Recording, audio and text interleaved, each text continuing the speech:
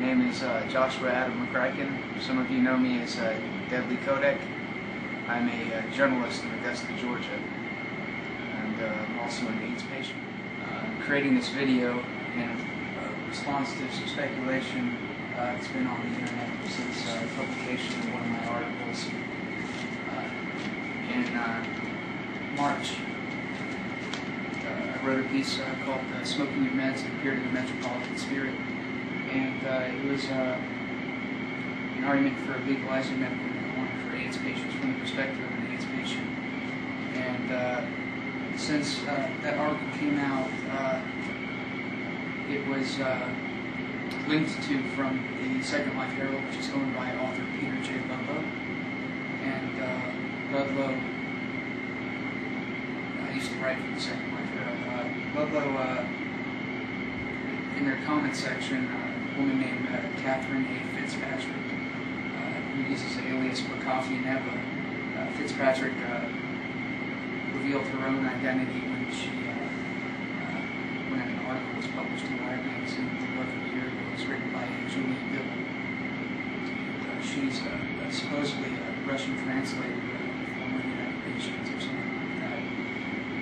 Anyway, she made comments suggesting that I was a faker. And I worked really hard to build my reputation here in Augusta, which has been pretty solid as far as being a journalist goes. And my credibility matters to me, but also the idea that I could be faking undermines the whole reason for my writing that article was written to garner political support for marijuana law reform. So I'm here right now to address that and to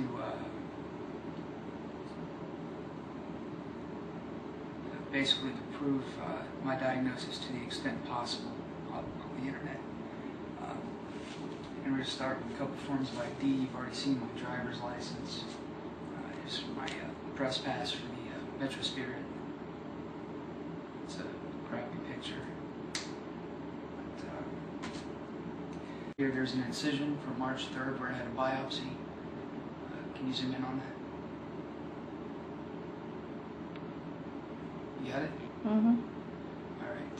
Now that biopsy, they took out 3 lymph nodes and they took out a growth in the back of my nasal cavity. That's we're mainly concerned about nasopharyngeal carcinoma, which is pretty much 90%. In my condition, it would kill me, which they did not find that. As far as the swollen lymph nodes, there's one located here. There's some located here. There's 2 here. Here is one as well. There's also one back here.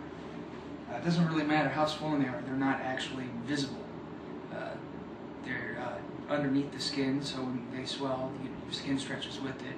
If you ask any medical professional, doctor, or anyone, they're going to tell you that when they check lymph nodes, they do it with their hands. They feel for them. They don't bend over and look for them. You can only see them if you catch it at the right angle. So that concludes the physical examination. I'm not going to take off my shirt because this isn't a porno flick, and folliculitis isn't really that big a deal. So we'll move on to the documentation. I'm going to censor parts of this because it has some personal information that I'd rather not people get a hold of. This is documentation from the health department. As you can see, it has my name at the top. It's also stamped down here in the bottom right corner. And you can see here the test results for HIV. That was before I was officially diagnosed with full-blown AIDS. This was reported a couple months ago. We didn't know what was wrong up until that point. We just knew that there was something wrong, and the CDC indicated that it was cancer or AIDS. Where is the official diagnosis actually shown on the piece of paper?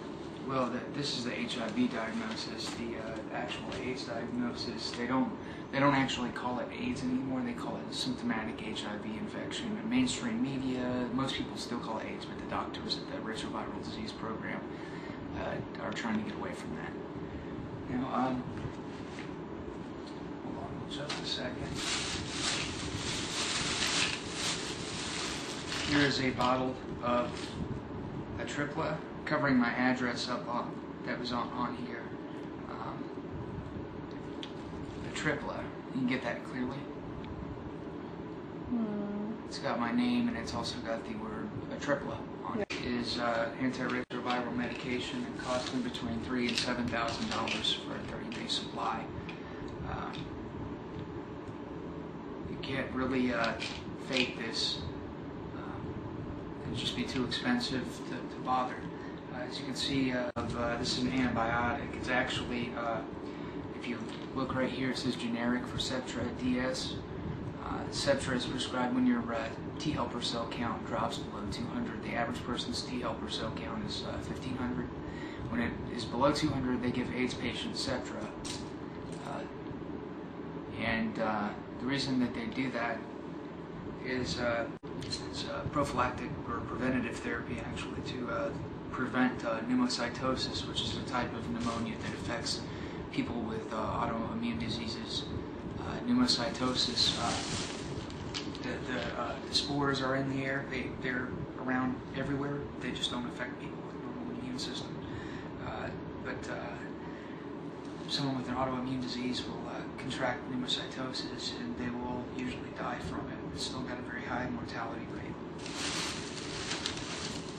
Here is a bottle of hydromorphone. I'm going to try and cover some of the address on here. Hydromorphone was taken about several times a day back when my lymph nodes were swollen up. This is the exact bottle of hydromorphone or Dilaudid that I wrote about in my article. Can you see that? Mm-hmm. You got the letters on it. Got my cracking. All right, cool.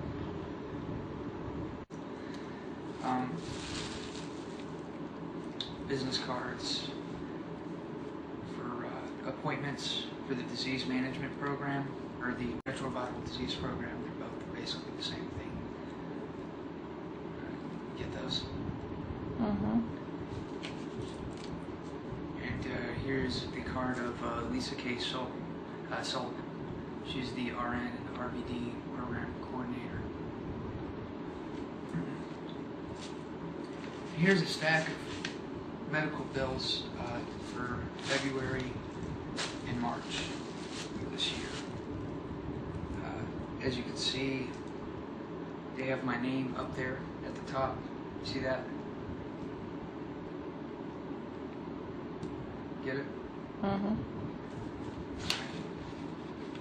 Now, if you take a look at these individual, these are itemized. You can see hydromorphone injection, 1 milligram, blood culture, comprehensive metabolic pain, venipuncture collection.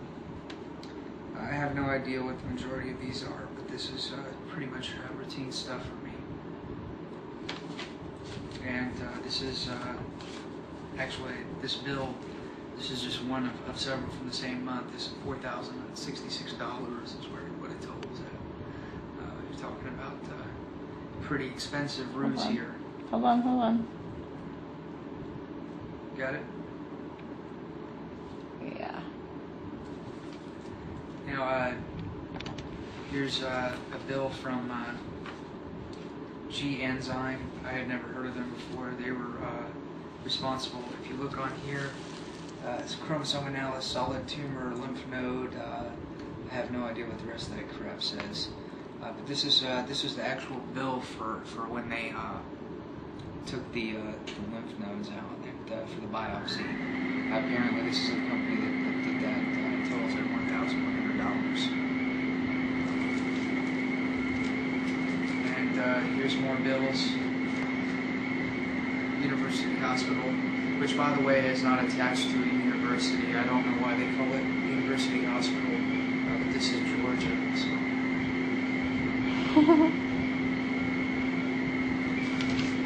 And I mean, yeah, these are probably these are just medical bills for 2 months. Since December, it's probably been close to $50,000. But unfortunately, I've had insurance this week.